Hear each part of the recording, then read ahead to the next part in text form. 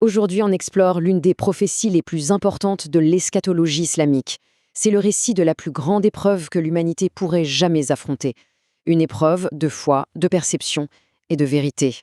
Attention, ici on ne parle pas d'une simple difficulté, mais bien d'une épreuve d'une ampleur cosmique, quelque chose qui est censé tester le cœur de chaque être humain jusqu'à ses limites les plus extrêmes. Pour bien qu'on saisisse la gravité du sujet, cette parole du prophète Mohammed est juste essentielle.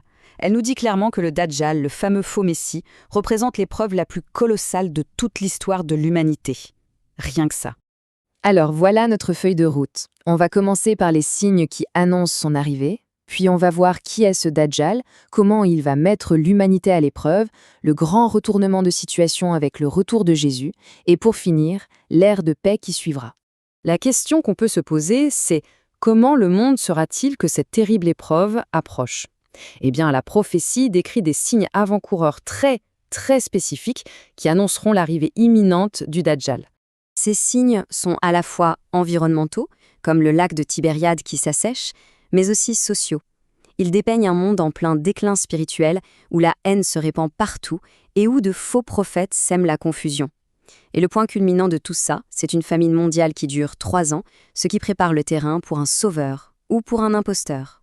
Au cœur de cette prophétie, il y a donc cette figure centrale, le Dajjal. Alors, plongeons un peu dans son identité et la signification même de son nom. Le mot Dajjal lui-même, c'est en fait la clé pour tout comprendre. Sa nature même est définie par la tromperie, par sa capacité à cacher, à recouvrir la vérité. Et ce qui est fascinant, c'est que chaque sens de son nom révèle une de ses techniques. D'abord, c'est le menteur, celui qui mélange le vrai et le faux pour embrouiller tout le monde. Ensuite, c'est celui qui couvre la vérité avec ses illusions au point de la rendre méconnaissable. Et enfin, c'est le grand voyageur, capable de répandre sa tromperie aux 4 coins du monde. Mais attention, il ne sera pas impossible à identifier. La prophétie donne des descriptions physiques très précises. Son œil droit est comparé à un raisin flétri. Et surtout, le signe le plus crucial, le mot kafir, qui veut dire mécréant, sera littéralement inscrit sur son front. Un signe que tous les croyants pourront voir, qu'ils sachent lire ou non. Son apparition est même localisée. On dit qu'il viendra de l'Est, d'une région appelée le Khourasan. Et il ne sera pas seul, il sera suivi par une armée de 70 000 personnes venues d'Ispahan.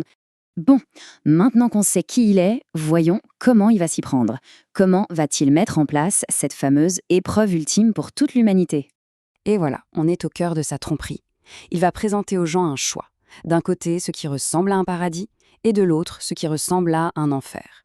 Sauf que la réalité sera l'exact opposé.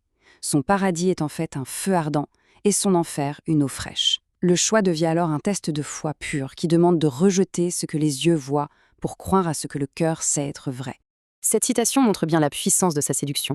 Sa tromperie ne sera pas grossière, bien au contraire. Elle sera subtile, remplie d'ambiguïté, à tel point que même ceux qui se pensent solides dans leur foi pourraient être déstabilisés et finir par le suivre. Mais la foi véritable peut-elle vraiment être brisée ? Ce récit est capital. Un croyant décide d'affronter le Dajjal. Pour prouver sa pseudo-divinité, le Dajjal le tue de façon spectaculaire, puis le ressuscite. Mais au lieu de se soumettre, la foi de cet homme devient 10 fois plus forte. Et quand le Dajjal essaye de le tuer une deuxième fois, il n'y arrive pas. C'est la preuve ultime que son pouvoir n'est qu'une illusion, et qu'il n'est pas Dieu. Alors que le Dajjal est au sommet de sa puissance et que l'humanité est vraiment au bord du gouffre, le récit prend un virage à 180 degrés. C'est l'arrivée du vrai Messie. Le moment est choisi pour son impact dramatique. C'est pile au moment où tout semble perdu, au summum de la tromperie, que Jésus, ou Issa en arabe, fils de Marie, est prophétisé de revenir sur terre. Et tout comme pour le Dajjal, Jésus est décrit physiquement pour qu'il puisse être reconnu. Il descendra au milieu des croyants, au moment où ils seront assiégés et en très grande difficulté. Sa simple présence est une arme. La prophétie dit que dès que le Dajjal verra Jésus, il commencera à fondre, littéralement, comme le sel dans l'eau. C'est une image incroyablement puissante de la vérité qui dissout le mensonge. Sa mission est très claire et en plusieurs points. Il ne se contente pas de vaincre le Dajjal, on dit qu'il corrigera les croyances qui ont été altérées, qu'il abolira un impôt qui était payé par les non-musulmans, la jizya, et qu'il unifiera l'humanité sous un seul règne de justice. Après la défaite du grand trompeur, qu'est-ce qu'il advient du monde ? Eh bien, la prophétie se conclut par la description d'un véritable âge d'or. Le monde après le Dajjal, c'est un monde de paix et d'harmonie absolue. La nature elle-même est pacifiée, les prédateurs et les proies vivent en paix. Et la nature humaine est elle aussi purifiée, plus de haine, plus de jalousie. La prospérité est telle que le concept même de pauvreté n'existe plus. On dit que Jésus vivra et régnera sur terre pendant 40 ans. À la fin de cette période, il mourra d'une mort naturelle et les musulmans prieront sur lui avant de l'enterrer. Ce récit, qui va de la plus grande des épreuves à la paix ultime, c'est vraiment un pilier de la foi. C'est un rappel constant de cette lutte éternelle entre la vérité et l'illusion. Et on va terminer sur cette pensée.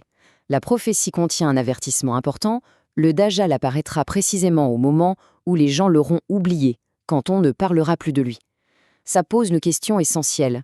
Si la conscience d'une menace est notre première ligne de défense, quel est alors le véritable danger de l'oubli ? Merci d'avoir suivi cette explication.